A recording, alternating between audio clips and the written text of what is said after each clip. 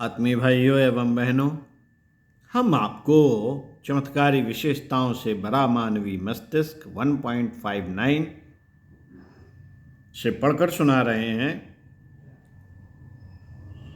लिंग परिवर्तन मानवेतर प्राणियों में भी, लेखक पंडित श्री राम शर्मा आचार्य।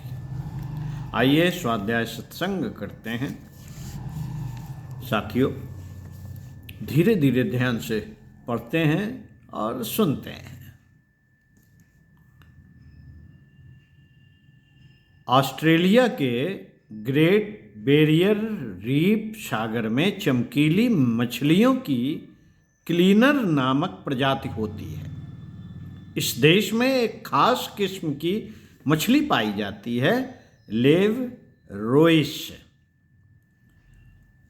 मादा मछलियां 3 मीटर और नर 5 मीटर तक लंबी होती हैं। नर झगड़ालू प्रकृति के और मादा सौम्य प्रकृति की होती है। इनका प्रजनन क्रम ऐसा है जिसकी तुलना संसार भर के कदाचित ही अन्य किसी प्राणी से की जा सके। इनकी गणना उभयलिंगी प्राणियों में होती है।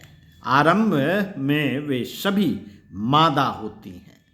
जीवन का 2/3 भाग वे मादा के रूप में ही बिताती हैं और प्रौढ़ हो जाने पर वे ही नर बन जाती हैं और नर की भूमिका निभाती हैं।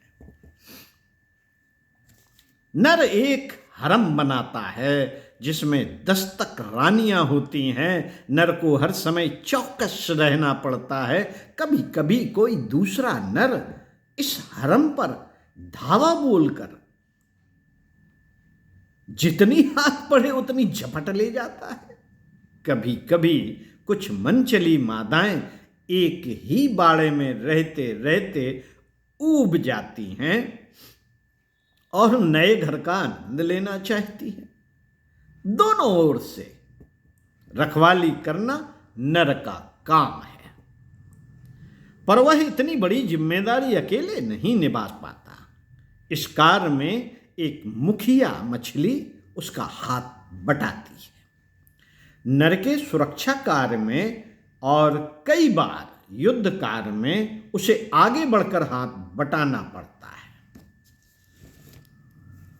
साथियों, समयानुसार मादा मछलियां अंडे देती हैं तो उनकी रखवाली में भी मादाओं की सहायता के लिए नर और मुखिया मिलकर सहायता करते हैं। मुखिया का चुनाव नहीं होता, वह आयु की बढ़ती हुई प्रौढ़ता के कारण अनायास ही युवराज का पद ग्रहण कर लेती है। नर का पौरुष जब तक काम देता है तब तक वह अपना पद संभाले रहता है, पर जैसे ही मुखिया मछली प्रौढ़ होती है वह मादाओं को दुलारने से लेकर धमकाने तक के तरीके काम में लाती है। साथ ही नर से प्रतिद्वंद्विता करने लगती है। उसकी मनोवृत्ति में यह परिवर्तन होना इस बात का प्रमाण है कि वह नर का पद संभालने की तैयारी कर रही है। इन बदली हुई परिस्थितियों में उसकी नर जननेंद्रिय विकसित हो जाती है और मादा अंग सिकुड़कर लुप्त प्रायः हो जाते हैं। साथियों, कहा जाता है कि नर की प्रकृति अलग होती है, मादा की अलग। जो एक बार जिस प्रकार के प्रजनन अंगों में और स्वभाव में ढल जाता है वह वैसा ही बना रहता है। पर उपरोक्त मछली इसका अपवाद है। वह न केवल अपना लिंग बदलती है वरन स्वभाव भी बदल लेती है।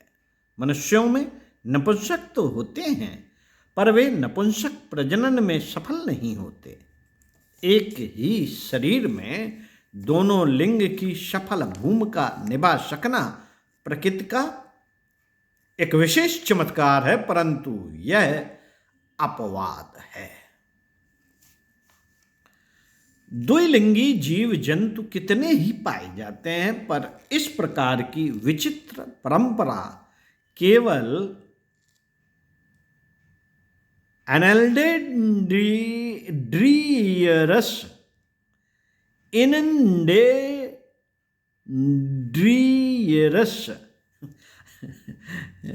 जात की मछलियों में ही पाई जाती है। उनमें न कोई पूर्णतया नर होती है और न मादा। आयु वृद्धि के साथ उनका कद और वजन भी बढ़ता है। इस प्रकार मुखिया राजकुमार बनाने की प्रतिद्वंद्विता में जो आगे रहती है वह कुलपति कहलाती है, और शेष कमजोर जैसी तैसी जिंदगी गुजारती रहती है। इस विलक्षणता को देखते हुए अनुमान लगता है कि नर और मादा का वर्गीकरण स्थायी नहीं है, बदलती मनः स्थिति और परिस्थिति में, बदलती मनः स्थिति और परिस्थिति में उसमें उलट पुलट होती रहती है। मनुष्यों में लिंग परिवर्तन न होते रहते हैं। प्रवृत्ति बदल जाने पर अगले जन्मों में तो यह अंतर सुदृढ़ भी हो सकता है। तो साथियों, मन स्थिति और परिस्थिति, मन स्थिति बदले तो परिस्थिति बदले। हमारी जितनी आदतें हैं, जितने हमारे गुण कर्म और व्यवहार के अनुसार जो व्यक्तित्व बनता है, यदि हमारी मन स्थिति बदल जाए तो हमारी परिस्थिति बदलने में देर नहीं लगती। यही सार है इस लेख का। तो साथियों, बहुत सारा जानकारी हमें पता चली। मानवीय मस्तिष्क प्रत्यक्ष कल्प वृक्ष। हमारी जितनी जानकारियां हैं वो मात्र मौनी साबित होती हैं जब हम अपनी अंतःकरण के उन विलक्षण शारीरिक संरचनाओं का अध्ययन करते हैं जो हमने किया। इससे निकलता क्या है? इससे यही निकलता है कि मनुष्य को ईश्वरीय विधानों के अंतर्गत अपनी दैनिक दिनचर्या को व्यवस्थित करना चाहिए और ईश्वरीय नियमों को पालन करने के लिए कटिबद्ध रहना चाहिए। ओम शांति। कुछ नहीं है हमारे हाथ। कितना ज्ञान एकत्रित करेंगे? कहीं से एक हार्मोन की एक छोटी सी बूंद निकलेगी, सब उलट पुलट कर देगी।